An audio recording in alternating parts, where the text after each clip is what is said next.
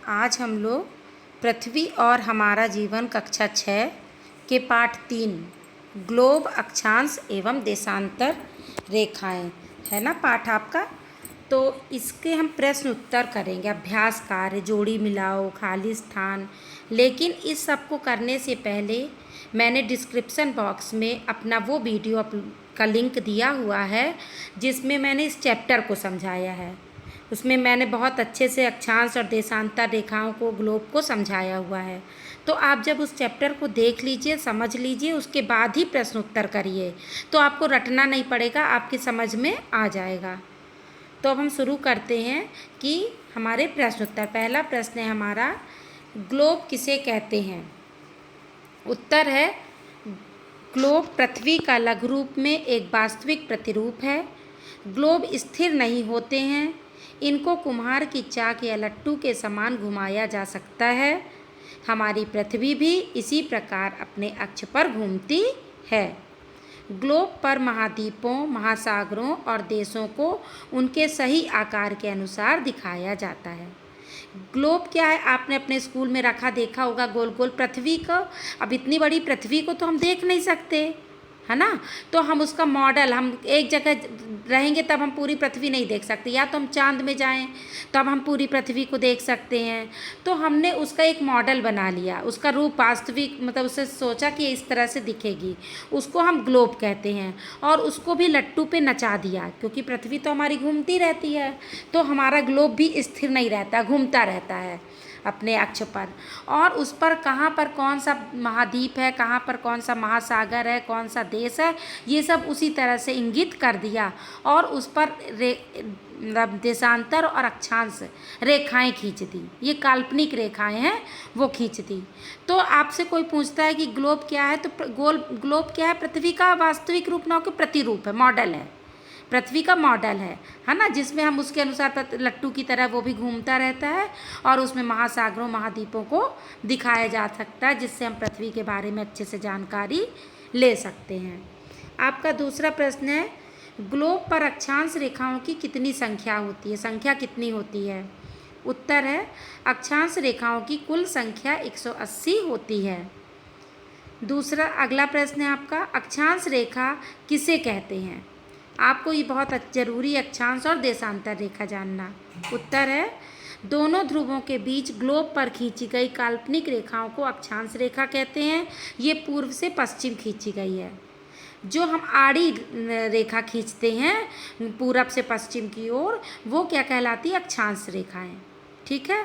और जो देशांतर रेखा किसे कहते हैं? अगला प्रश्न है आपका। तो उत्तर है, दोनों ध्रुवों को मिलाती हुई खींची जाने वाली काल्पनिक रेखा को देशांतर रेखा कहते हैं। जो देशांतर रेखा होती है वो आपकी खड़ी खड़ी रेखा होती है। देशांतर रेखा दोनों ध्रुव, उत्तरी ध्रुव और दक्षिणी ध्रुव को मिलाती हुई खींचती हैं। और जो अक्षांश रेखा होती है वो बीच के, पृथ्वी के बीच वाली, बीच भाग से दो हिस्से कर दिए जाते हैं, उत्तरी गोलार्ध और दक्षिणी गोलार्ध। बीच वाली भूमध्य रेखा और उसके ऊपर यहाँ 180, 90 इधर और 90 इधर, 180 अक्षांश रेखाएँ होती हैं। इस तरह से हम चलते हैं आगे। अगला प्रश्न, यदि ग्रीनविच पर घड़ियों के में शाम के 4 बज रहे हों तो भारत की घड़ियों में क्या समय होगा? तो आप ये प्रश्न पूछ रहा है कि ग्रीनविच रेखा पर अगर 4 बज रहा है तो भारत की घड़ी में कितना उस समय बज रहा होगा? तो उत्तर है, भारतीय मानक समय ग्रीनविच मानक समय से 5 घंटा 30 मिनट आगे रहता है। अतः जब ग्रीनविच रेखा पर घड़ियों में शाम के 4 बजेंगे तो भारत की घड़ियों में रात्रि का 9:30 का समय हो रहा होगा।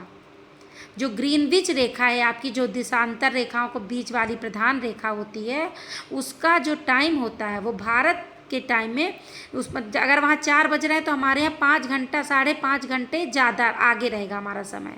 यानी अगर ग्रीनविच रेखा में 4 बजा है तो इसमें 5 घंटे, आधा घंटे और 5.5 घंटे जोड़िए तो 4 बजा, तो हमारे यहाँ 9:30 बजेगा, 9:30 रहेगा।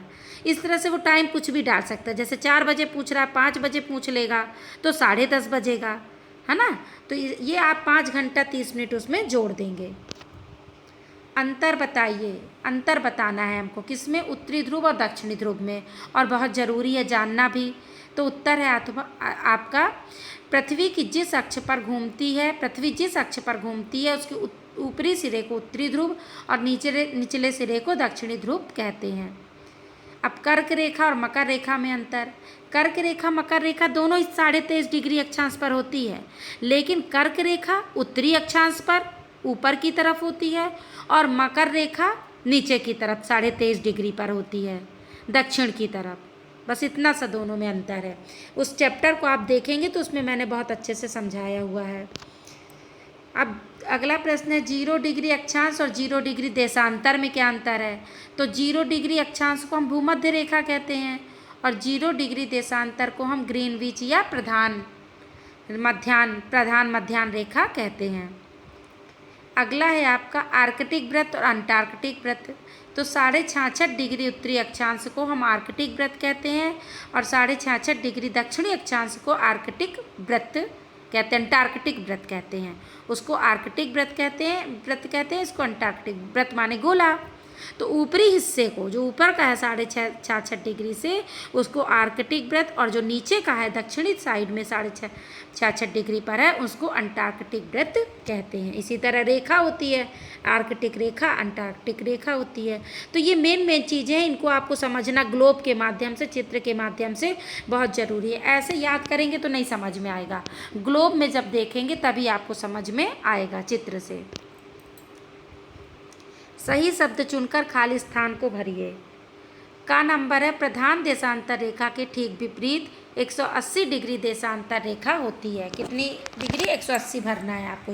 ये 3 दिया हुआ है, इनमें से एक। दूसरा है अक्षांश देशांतर रेखाओं का मापन डिग्री में होता है। किस में होता है? डिग्री में किया जाता है। गा नंबर है सभी देशांतर रेखाओं की लंबाई बराबर होती है। इसमें से बराबर भरेंगे।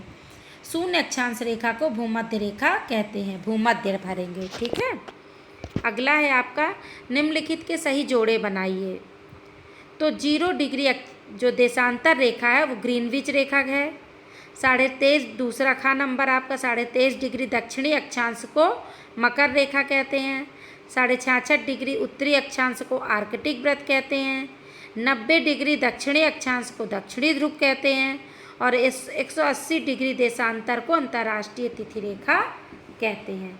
तो इस तरह से आप जोड़ी बना लेंगे और याद कर लेंगे इसको, है ना। ये आपका चैप्टर समाप्त होता है।